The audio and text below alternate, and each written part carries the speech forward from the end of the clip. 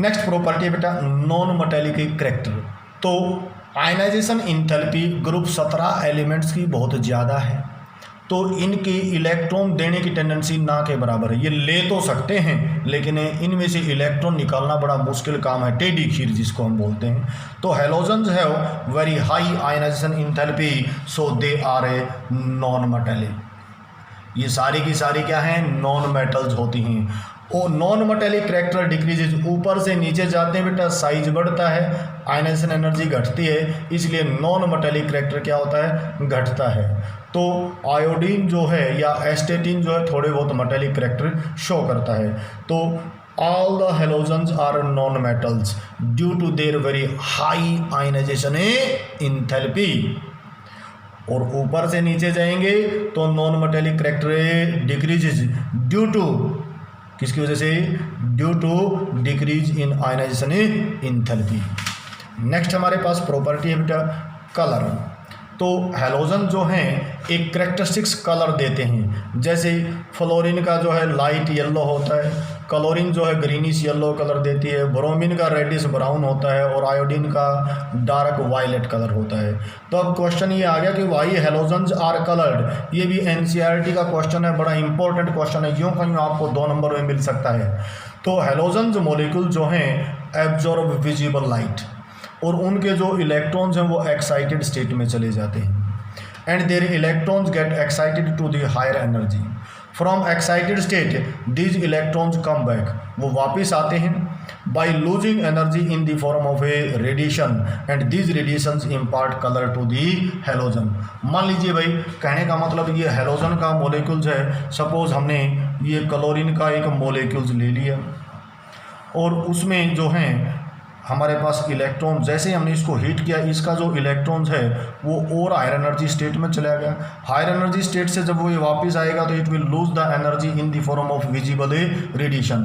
वो colour depend करेगा किस कलर की लाइट इसने एब्जॉर्ब की, उसका कम्प्लीमेंट्री कलर ये रिलीज कर देता है। तो halogen molecules absorb a sunlight, halogen molecules absorb a visible light, and their electrons get a excited to the higher energy state. From excited state these electrons come back by losing energy in the form of a radiations, and these radiations impart color to the halogens.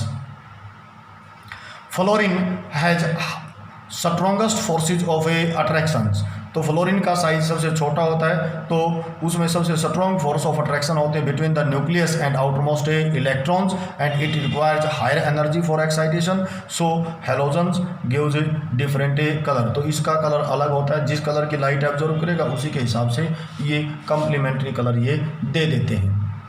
Next property है हमारे पास ये oxidation state.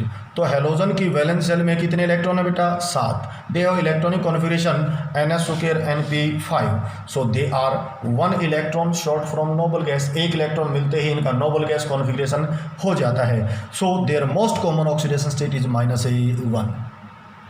लेकिन जब ये more electronegative atom के साथ जुड़ जाते हैं तो एक इलेक्ट्रॉन ये शेयर कर लेते हैं और इनके ऊपर +1 ऑक्सीडेशन स्टेट पॉजिटिव चार्ज भी आ जाता है। Fluorine is most electronegative elements, it will always show -1 oxidation state. क्या शो करेगा ये, -1 ऑक्सीडेशन स्टेट शो करता है, एक्सेप्ट, वो याद रखिएगा, एक मात्र ऑक्सो एसिड है बेटा फ्लोरीन का HOF, जिसमें +1 ऑक्सीडेशन स्टेट होती है। फ्लोरीन की क्यों होती है ये नहीं पता है मुझे, ठीक है, ये अभी तक एक्सेप्शनल केस है, वेल डिफाइंड नहीं है। तो HOF आ जाए तो उसमें +1, बाकी फ्लोरीन का कोई भी कंपाउंड हो उसमें क्या मिलेगी, -1। Chlorine, bromine, iodine also show -1।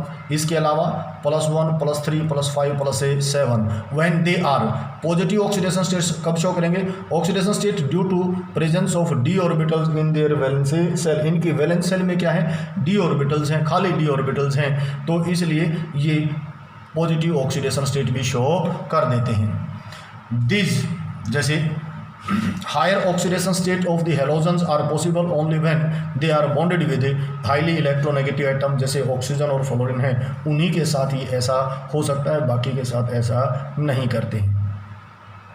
ठीक है।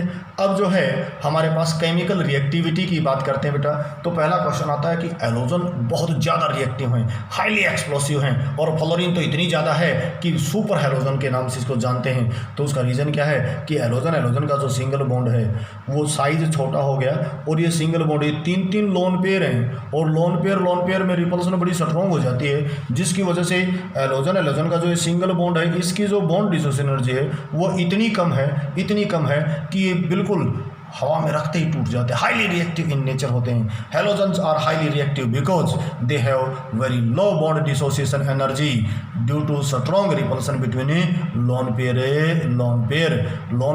पेयर के बीच में स्ट्रॉन्ग रिपल्सन की वजह से हैलोजन सिंगल बॉन्ड बहुत ही वीक होता है। They have highest negative electron gain enthalpy.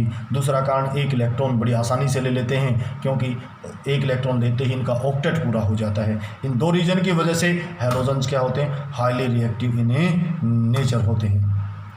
बाकी जो है कल करेंगे, आज के लिए इतना ही। धन्यवाद। किसी को किसी प्रकार की कोई भी प्रॉब्लम है वो कॉल करके पूछ सकता है। तो बेटा पढ़ना शुरू कीजिए, हम आपके साथ हैं। धन्यवाद।